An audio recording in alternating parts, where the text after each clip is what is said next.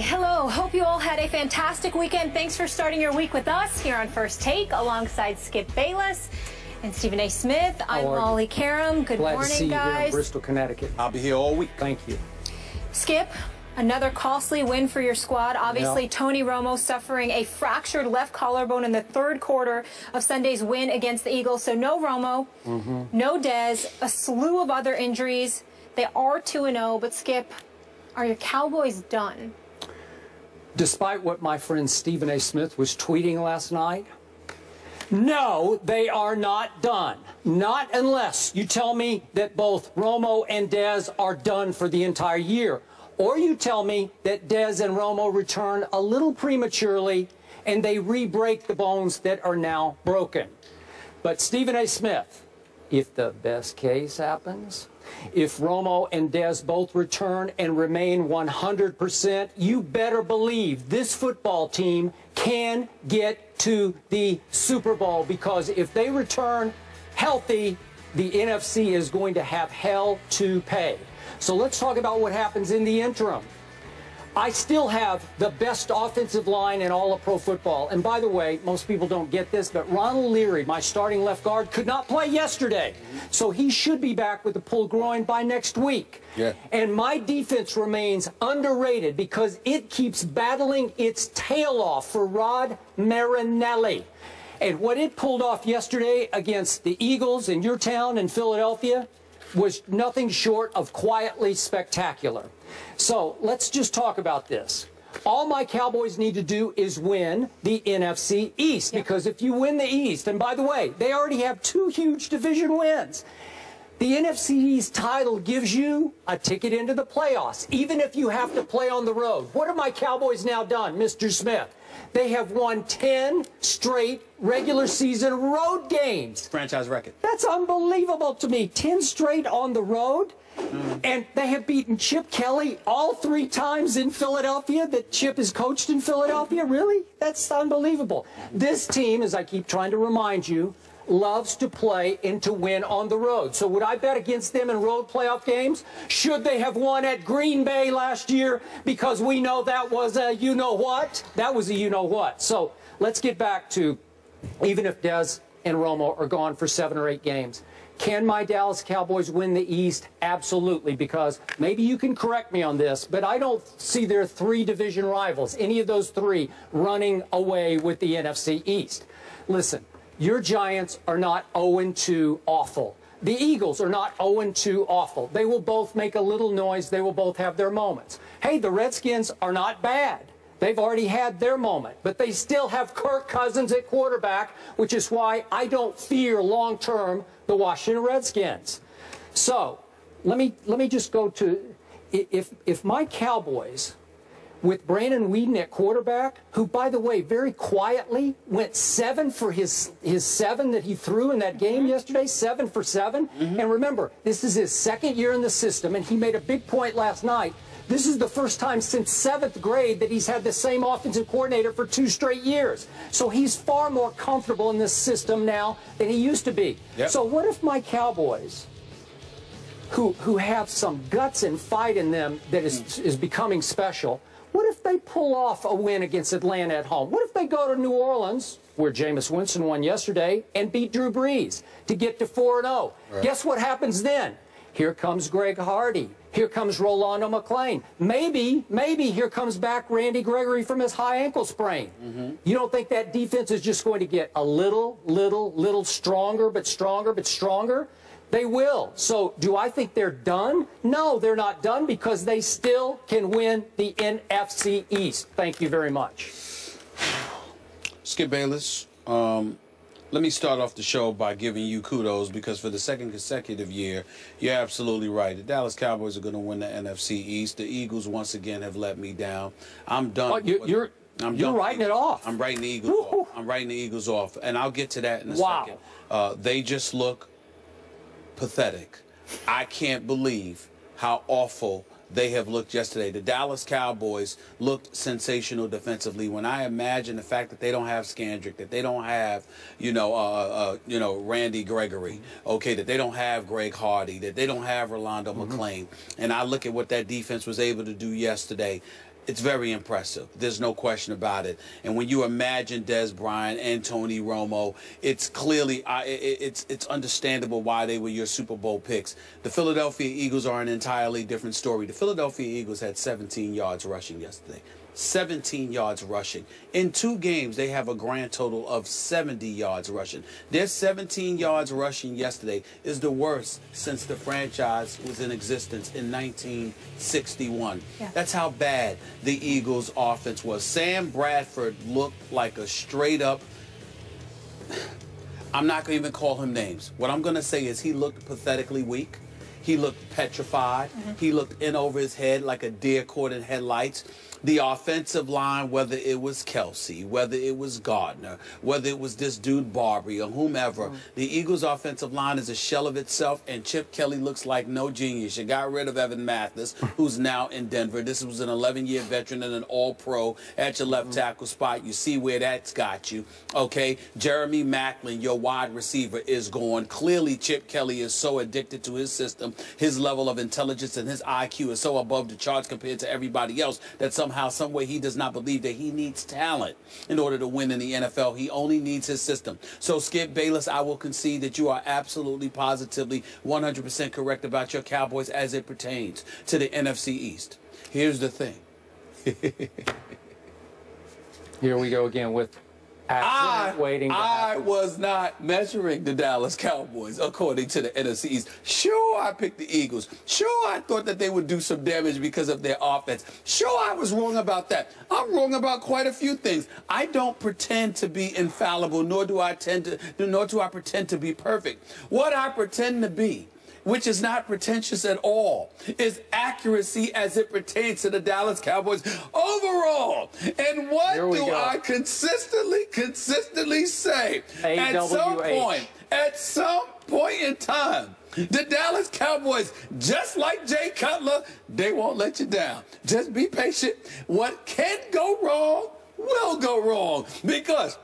Because why, Skip Bayless? They are, say it with me, they are an accident waiting to happen. Now, in all seriousness, because we have some idiots out there, adults and children, who literally believe that I'm laughing about somebody's injury. No, I don't want anybody to be hurt. I don't want physical harm to come. Tweet him some more. That's right. Thank you. No, seriously, in all seriousness, because we've got some people even in our profession who will remain nameless. But I saw some of their tweets yesterday, that took it a bit seriously. No, that took it a bit seriously. Okay, and I do not wish physical harm upon anybody. I wouldn't be sitting there laughing if somebody was on the turf paralyzed or something like that, or they had a neck injury or had to be carried away in an ambulance or anything like that. Injuries come with the game of football. As long as from a health standpoint you're ultimately okay, all right, and you don't have your career shattered or anything like that.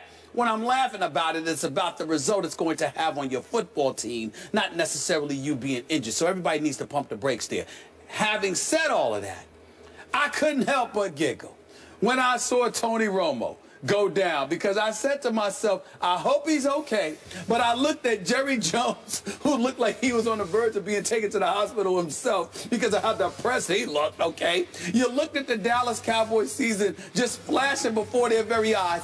I imagined and reminisced about my man Skip Bayless saying that I'm not just picking the Dallas Cowboys to win the NFC East, I'm picking the Dallas Cowboys to win the NFC. I'm picking the Dallas Cowboys to represent the NFC in the Super Bowl, and I couldn't help but laugh, because yet again, what did I tell you? The Dallas Cowboys, I believe, like you, they have the best receiver in football, because I'm now ready to put Dez Bryant over Charles Johnson, because Megatron just doesn't seem to be Megatron. I think he's taken a bit too many hits in his career. Calvin Johnson. I'm looking at Calvin Johnson, Megatron. Calvin Johnson. I'm looking at Tony Romo. We know he's a big-time quarterback. We know what stats he can put up. But when the moment arrives, what's going to happen? I'm looking at their running game, which is virtually non-existent as far as I'm concerned. That defense, led by Rod Marinelli, looks like it could potentially be big time. There's no question about it. But the absence of Tony Romo in combo with Dez Bryant for at least 8 weeks, I think it's safe to say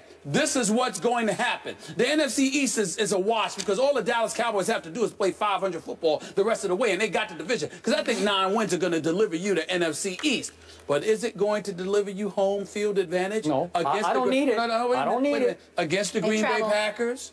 Against the Arizona Cardinals, they can definitely win at the Seattle Arizona. Seahawks. They can absolutely win at Seattle. I'm not saying Dallas has the talent to win anywhere. They also have the mindset. And not only that, and they win better. They play better on the road to me than they do at home. No doubt. I'm simply saying to you that all of the stuff that transpired yesterday, all of the stuff that happened over the Dallas Cowboys over the last 2 weeks, lent itself towards my position, which is this.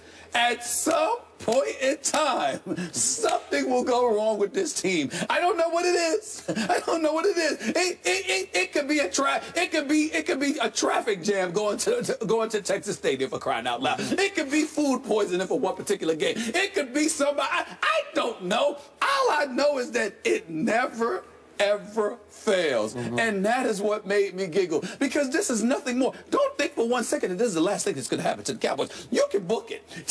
Something's going to happen with Dez. A lot of good stuff is about to happen. Something's going to happen with Dez Bryant's injury. Something's going to happen with Tony Romo's injury. It's going to get prolonged somehow, some way. Something's going to get in the way, because this is what it is, Skip. They are not meant to win. Their time has come. Their time is gone, and regardless of what happened yesterday, regardless of their victory, more harm than good was brought to the Dallas Cowboys, even in victory. And that is what it just... Without their big 3 from last year, they still got it done. The Eagles might be more laughable right now. So what? No, the Eagles are a joke. The Eagles are a joke. The difference between the Eagles and the Cowboys is that the Eagles are nothing to laugh about. And we're going to get into that in a minute. Because the Cowboys are talented. The Eagles, they look soft. They look ill-prepared. Okay, save that for a second. Save that. That's all it is. I've been trying to get this through your head. My Cowboys are now an accident waiting to unhappen. Oh, really? Because watch what's about to happen. If Romo and Dez do get back in, let's say, 8 weeks, best case scenario, we'll save that tape and we'll play it again and again and again. The accident waiting to happen. Please do. You know why? Please do.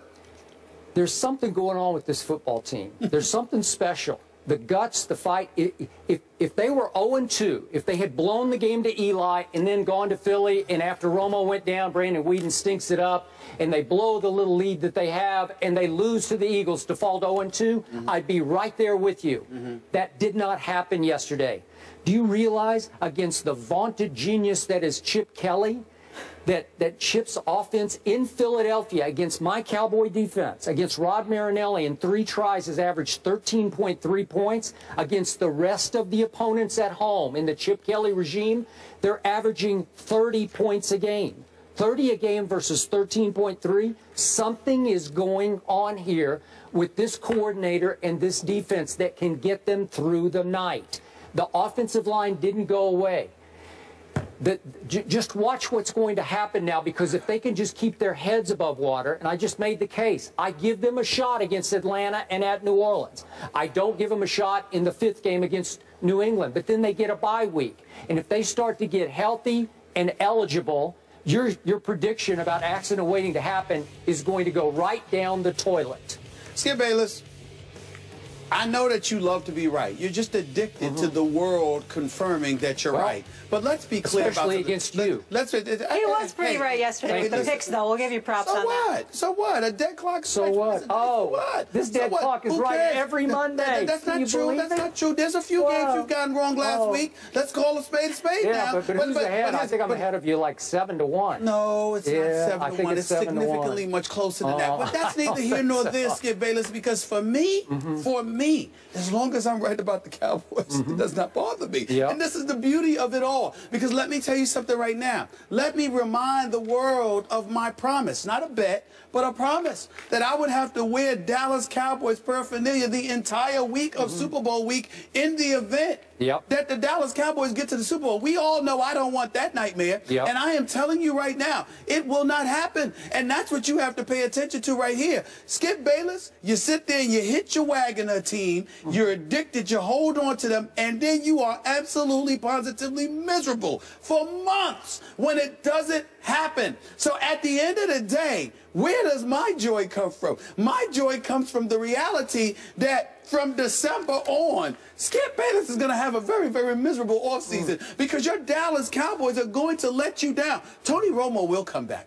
Des Bryant will come back. And I promise you, something else will happen because it's already been ruined. They ain't getting home field. It's already, and even though they perform well on the road, they're not getting home field. You can cancel that. There's no way on earth that the Dallas Cowboys getting home field advantage come playoff time with them being gone for 8 to 10 weeks. Tony Romo and Des Bryant. It's just not going to happen. Brandon Whedon is going to lead you to victory. Come on now. It's just not going to happen. I mean, he's going to win a couple of games now. They ain't going to completely wet the bed.